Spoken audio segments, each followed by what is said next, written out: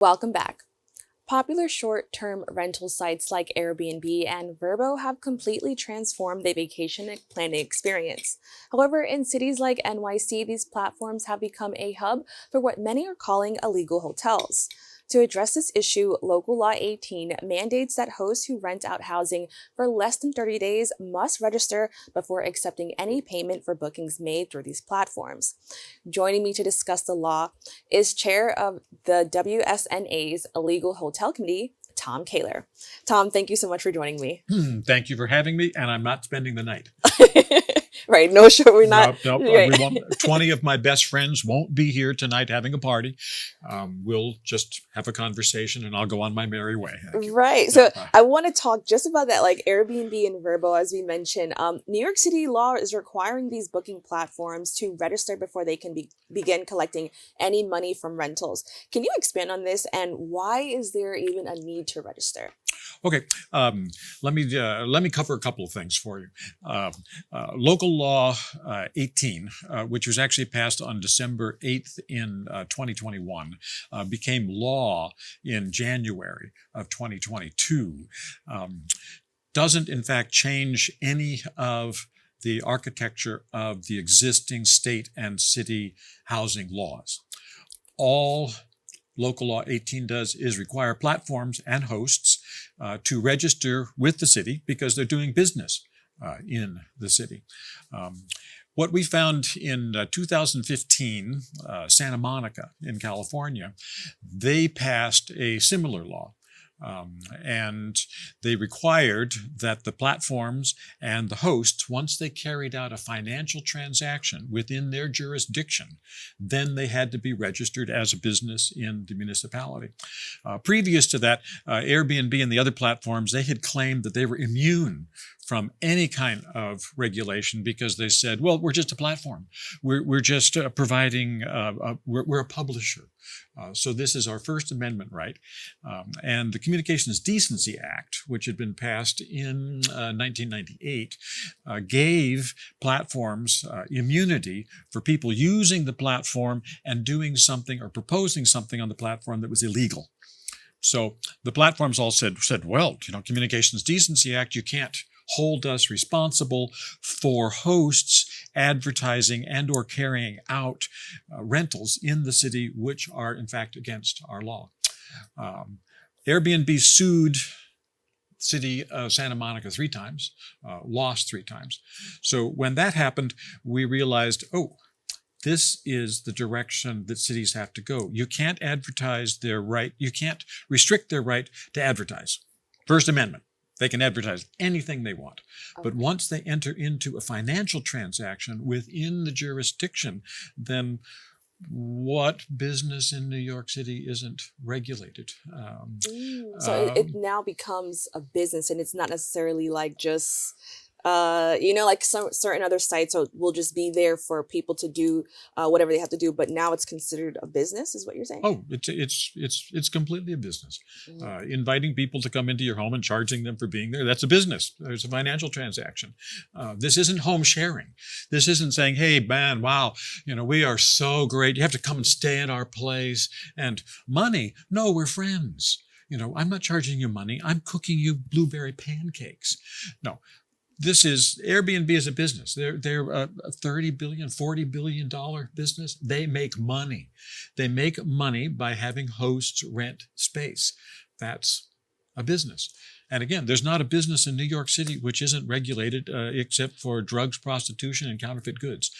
So why shouldn't this business also be regulated? Now, I want to talk about the term illegal hotels because now when we say that, it kind of brings like a different idea in our head. So can you just explain what are illegal hotels? And, if these short-term renters refuse to register, will their property fall under the idea of like an illegal hotel? Oh, yeah. If what they're doing now is legal, then registering with the city, they'll continue to be legal. And what is a legal hotel in New York City is in an apartment house, in a building with 3 units or more. That building is regulated under the Multiple Dwelling Act. The Multiple Dwelling Law was passed in 1929. almost 100 years ago.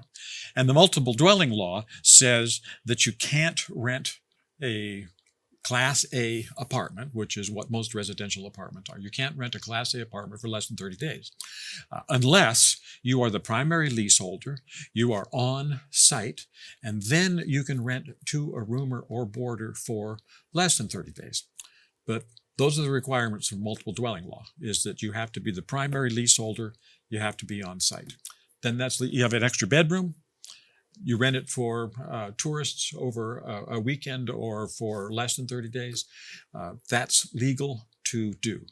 So all 18 is doing is saying, fine, you're running that business, you're doing that, so now you just need to register with the city. But this also holds true for 1 and 2 family homes, too, that are in the outer boroughs.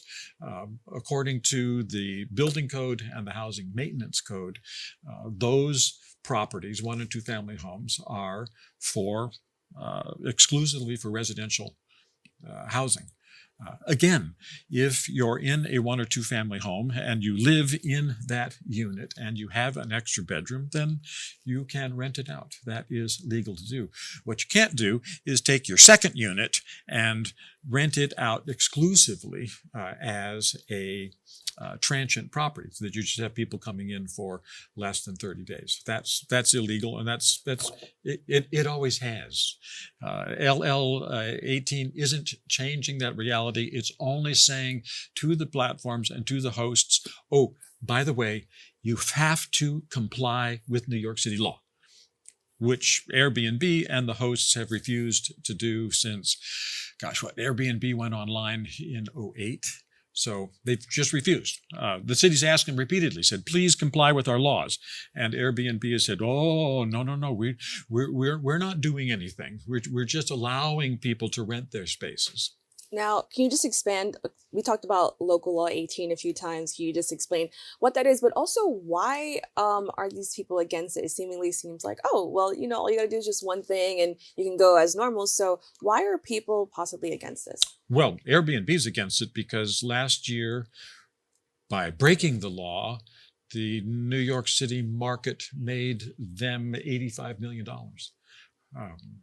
So one thing you have to understand about illegal hotels and people renting out apartments or renting out 1 or 2 family homes illegally is this is cash on the hoof. It's unreported. It's untaxed. This is just money. Airbnb doesn't issue a 1099 until after a host reaches $20,000 a year from their property. But Airbnb also doesn't verify anybody's name or address or who they are.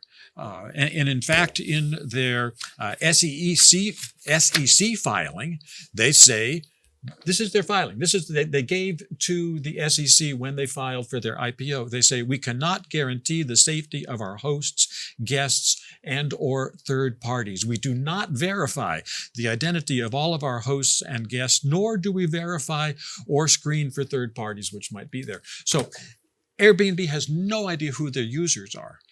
So in terms of taxes, if you start to reach the $20,000 threshold for the year that you've made on one unit that you've rented out as an illegal hotel, well, all of a sudden your name isn't Bobby Bill anymore. Now your name's Billy Bob. And it starts all over again. I also want to add that this could also go into the part where how these illegal hotels hurt tenants and tourists. I know many people don't really read the small print when they agree to certain things. They don't read the SEC filing? People don't read it. And so can you Shocking. just expand on how this is actually hurtful? Because I saw a news clip where people just think, oh, these small homeowners are just trying to, make a quick dollar.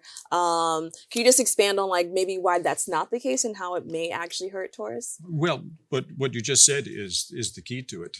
These small homeowners are just trying to make a quick dollar. This is all about just trying to make a quick buck.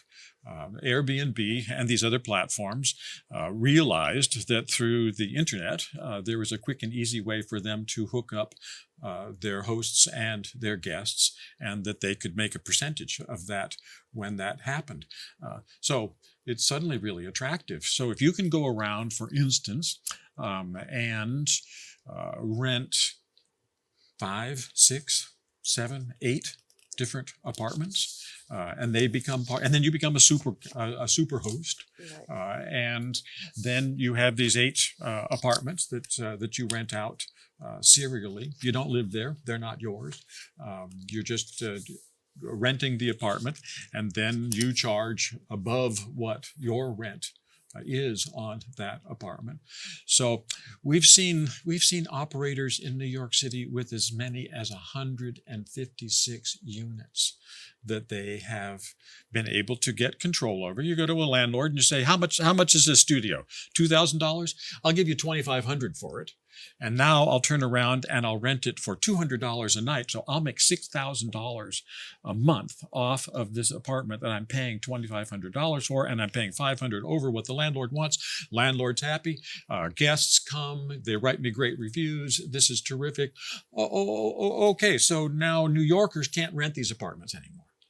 They're not available for New Yorkers. They're only available for tourists. I live in Hell's Kitchen. So we're just 2 blocks west of Times Square, the Theater District, Rockefeller Center. Hell's Kitchen was ground zero for illegal hotels back starting in 2004. Right, yeah. That's when our little organization started, was in 2004. And what we were hearing from neighbors was, how come every weekend, starting on Thursday night, there's 10 tourists staying in this 1-bedroom apartment? We've never had this before. The front door's open because they don't have enough keys for everybody, so they leave the door open. If they does get locked, they palm the buzzer. They buzz everybody in the building to get them back in again. Tourists are in New York to have a good time. God bless the tourists. We love the tourists. Right. But it's an issue of safety for the people who live in the area, so I can imagine why that is a huge concern. Your basic security in New York City in an apartment building is your neighbors. Right. You know who your neighbors are. If you walk into your lobby, late at night, and there's people in the lobby you've never seen before, I would advise you get out of there. Right. You don't know who they are. You don't know what they're doing in the lobby. You've never seen them before.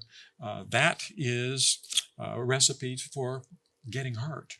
So and then again, God bless the tourists. We love the tourists, but they're here to party. Right. They're here to have a good time. I get up at 5 o'clock in the morning so I can go to work. Right. So my schedule and their schedule are completely different, and it's incompatible to have tourists living in your residential building. I want to say we are running out of time, Okay. but this is can you quickly let us know where can people go to actually educate themselves and learn more about this? Oh, yeah. The best place to go to educate themselves is to the Office of Special Enforcement, which is one of the mayor's offices. It's actually the Mayor's Office of Special Enforcement. And you can just Google it, Mayor's Office of Special Enforcement, NYC, and that will take you to their website.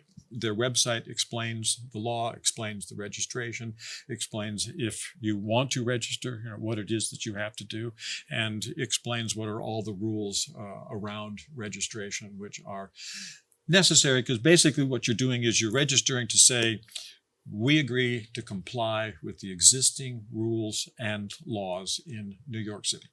Well, I want to thank you so much for joining us and having this really interesting conversation. Absolutely. And this story ain't over. It won't be over we've been dealing with it for 19 years, and it's going to go on because lots of people are really unhappy that they can't make an easy buck off of Airbnb anymore. Right. So as mentioned, you can go to that website. But for now, we have to take a quick break. We'll be back with more Open right after this.